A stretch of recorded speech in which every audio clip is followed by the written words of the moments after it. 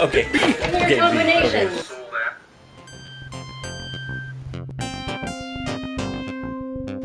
So I've started back at school. I'm currently taking linear algebra, education of the exceptional child, cultural diversity in American education, and teaching and learning with technology, which is a class for people who aren't very good with computers.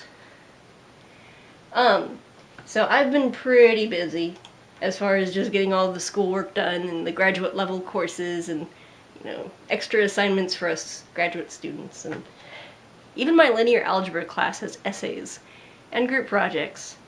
So it's not the first writing intensive math class I've had, so bleh.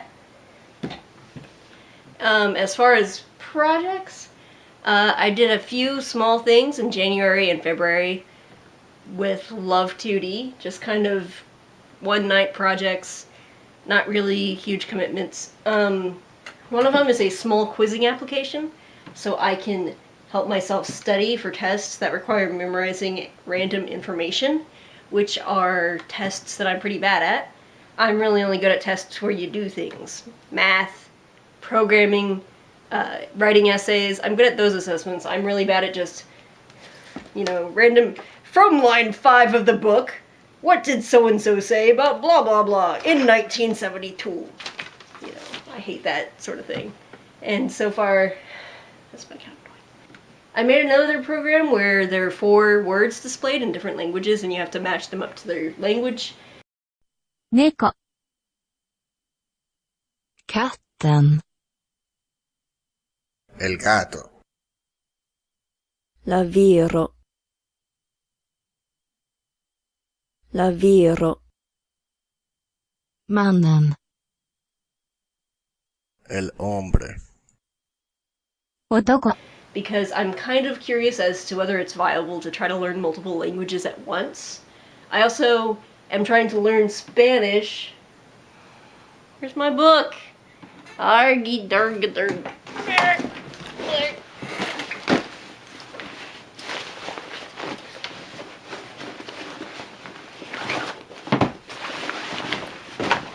So I'm also trying to learn Spanish, but then I'm also sad about...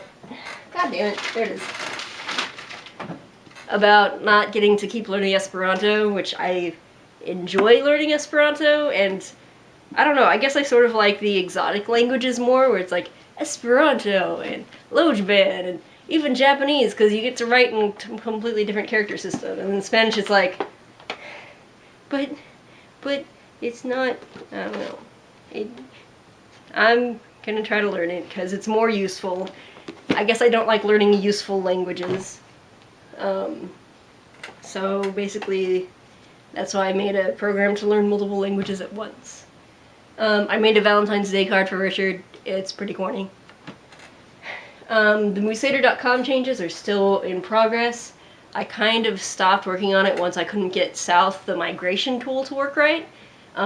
Which, that's not saying I can't get it to work right, it's just that I kind of like hit a wall and it was like, hey, school started, and then I haven't worked on it since. I've been doing sub-teaching as my primary form of income, which is to say, not that much. The problem with it is, it's a full day of work, and then I have all this homework for, homework studying and different assignments, essays, research. And so I'm like, oh man, do I have time to go work today or tomorrow or whatever? And then I get really like neurotic about it. But I have some drawings from the 3rd grade class. Isn't it cute? Yeah. 3rd grade was hard to keep control of. I'll run into problems and then I'll come home and I will analyze them and then try to come up with better solutions for next time. But I haven't subbed for another 3rd grade class yet. In fact, let's see if there's any work out there currently on the Substitute Finder website. Available jobs. Nothing at this time. Usually you get calls at like 5 a.m. and that's... I'd rather choose off this thing. So the Moosader board competition is currently going. It's the JRPG theme. We currently have 15 announced games. I'm not gonna read them out right now.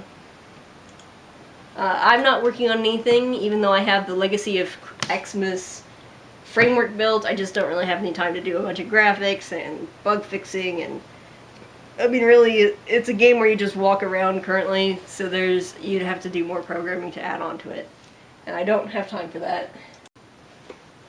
So I also got a couple of emails. These are the latest ones I've gotten as far as Q&A stuff. The first one is, "Hello, I am Asta. I want to be a game programmer. Can you guide me for this as of how to start? I know a bit of C and C++. What is the next step? Thanks for your help." And then Hanan wrote, "Hello, I have just saw your video on coding games and I have no idea what to do. Is there any way you can help me? If you can, I would appreciate it a lot. P.S. I'm 13.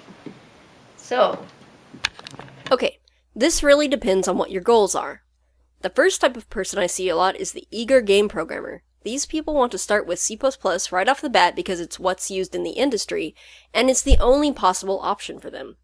This is silly because you're not constrained to one language. You can learn more over time.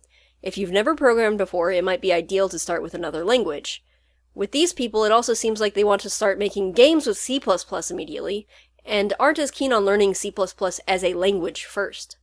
For those of you who want to be in the industry one day, you need to keep in mind that you're not going to gain all of the skills you need in 1 month while you're, say, 15.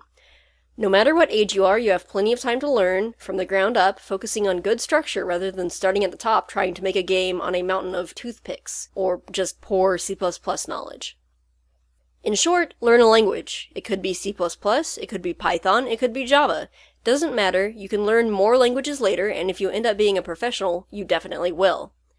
Become adept at a programming language, and only then can you start making games with that language. So, Step 1, buy a book on that language, or find a website that teaches about the language. Step 2, go through that book or website, do the exercises to practice, and become competent. Step 3, learn about different libraries available to make games with that language. Pygame for Python, or Allegro, or something else for C++. The second type of person I meet is the blank slate game developer. These people love video games and want to make some of their own, but they don't know whether they want to program or what tools to use. They may be more of a designer type who wants to build worlds and make things happen, or they may be more of an analytical engineer type who wants to get deep in the core framework of a game engine and write code. The first thing to figure out is whether you want to program or not, and what game development means to you. You might try out an introductory language or tool to make games, or you might try out a few programs out there that you can make games with. If you want to dabble in programming, you might try Python or Lua. With Python, you can use Pygame, and with Lua, you can use Love2D to make games. If you want to try out various tools, you might use Game Maker, Unity 3D, or something meant for specific genres of games, such as Adventure Game Studio for classic point-and-click adventures, or RPG Maker for JRPG-styled games. And remember, just like with playing the piano, you still need to spend time practicing and learning how to use your tool before you get really good at it. As with any other skill, you need to have patience and you need to be determined to keep up with it.